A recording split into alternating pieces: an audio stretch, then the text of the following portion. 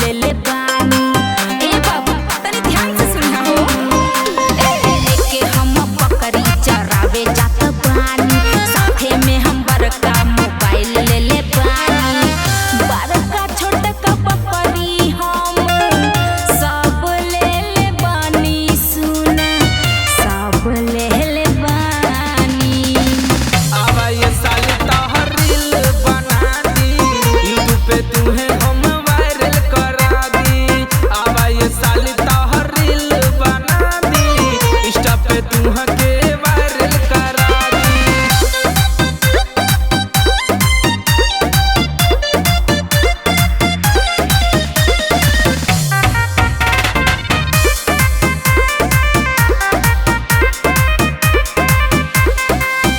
पढ़ी के जब आइले घर में ये बाबू, बकरी हम रहेले एकदम बेकाबू। अरे का बताएं, दिमाग फ्यूज हो जाले।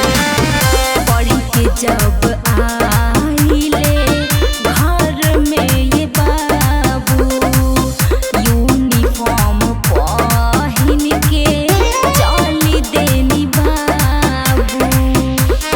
बकरी खाती घास पाता चली, हमहू लादी, हमहू लादी। आवा ये साली तोहर रील बना दी, यूट्यूब पे तुम्हें हम वायरल करा दी। आवा ये साली तोहर रील बना दी, इंस्टा पे तुम्हें हम वायरल करा दी।